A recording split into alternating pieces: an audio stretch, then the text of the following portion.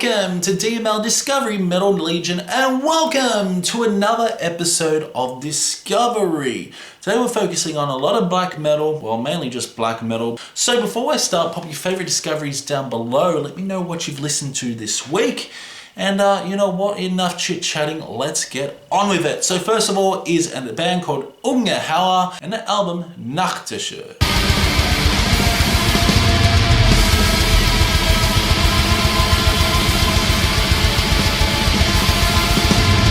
This album is a fantastic album overall. If you like aggressive black metal, you're going to really enjoy this. Some really hard-hitting moments mixed with some great vocals and some really nice cleaner vocals as well. This album was released on 13th January 2022, and I just love the atmosphere, the dynamic approach that this band provides. Some hard-hitting guitars mixed with hard-hitting drums create this element of surprise, and yeah, the black metal on this is absolutely terrific. You get harsh, aggressive vocals mixed with growls, mixed with cleaner vocals. What more could you want? Some great songs like Schwarze Wasser, along with Stein und Bein, Bis Garvada Mi Holt. That's an amazing song, and Nachtherrscher, the actual self-titled track, is amazing as well. There are just so many amazing moments on this, and it's just a really good hard-hitting black metal album, so I would recommend you guys to check it out. Check it out now. So for Ungeheuer, Nachtherrscher, I will give this a solid 80%. Next up is the great cold Emptiness and the album Immaculate Hearts Will Triumph.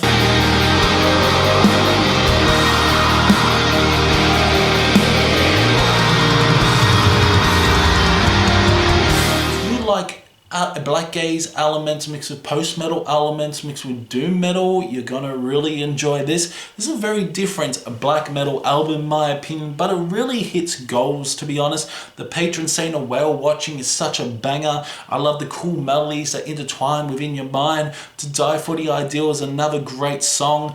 Each song warrants its listen, to be honest, and it's so damn good. This album was released on January 9th, 2023 independently, and overall the guitar work is just terrific. The drums are amazing. Production is at times quite raw, but also has a cleaner side to it.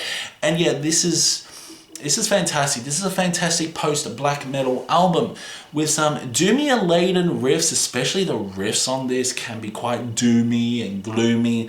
And this is a pretty happy black metal album with some very positive lyrics. It's not per se what you expect from black metal, but this does sound at times quite aggressive, but also quite blissful and beautiful as well. If you like post-black metal, bands like even Death Heaven, even Panopticon, all those black gazy bands and post-black metal bands out there, even like Violet Cold, you're probably going to enjoy Immaculate Hearts Will Triumph, because this is a very melodic sort of album. It's got some melodic flavors. Megan Wood's also on vocals, and the vocals are really good, quite aggressive in tone. So if you like those bands I mentioned, definitely check out this. So for Immaculate Hearts Will Triumph, I definitely enjoyed it, that's for sure. I'm going to give this a solid 80%.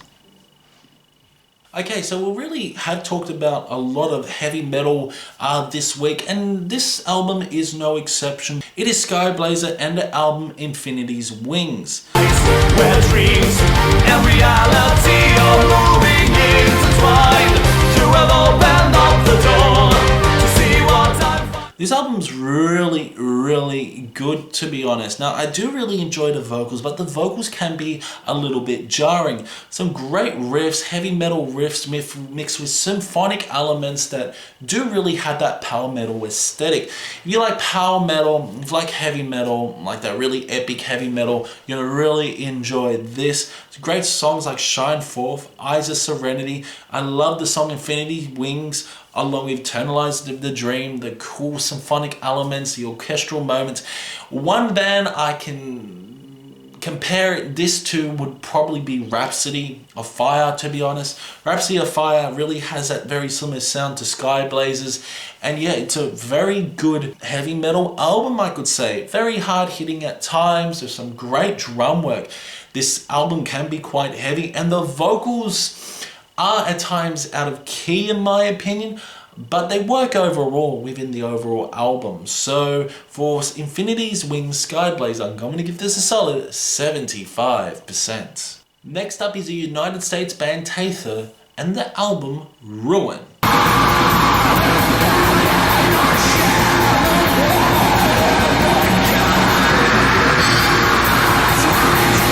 So I heard this album on YouTube, which was recommended to me. This album was released on January 13th, 2023. If you like atmospheric raw black metal, you've come to the right place.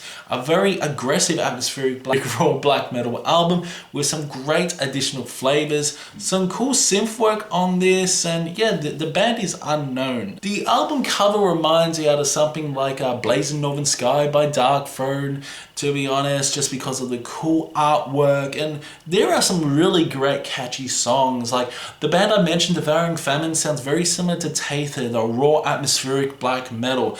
Some really crunching, searing, dark, lo-fi guitars mixed with just great atmosphere. The vocals are intense and aggressive as always, with some really cool layers upon layers. Overall production may sound like out of a potato, but it's a very good atmospheric raw black metal album for what it is. Through Born for Burning Productions, this is a very good raw black metal album for 2023, and I thoroughly enjoyed it. Ruin Taithur is a fun, energetic, great melodic raw black metal album. The production's very raw, cavernous at times, and dirty, but it works with the overall themes of this album. So for this, I'm going to give this solid 75%.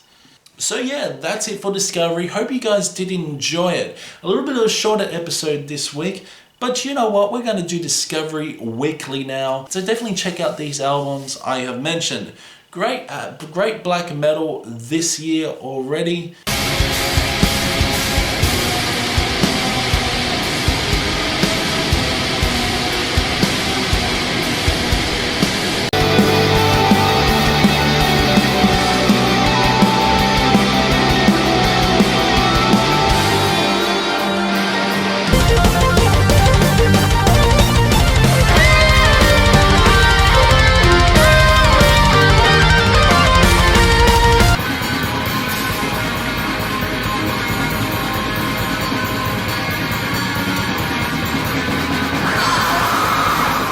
And yeah, don't forget that there will be more album reviews coming your way next week. Maybe a cheeky ranking. So let me know in the comments below what you're going to check out in Discovery, and I will see you in the next one.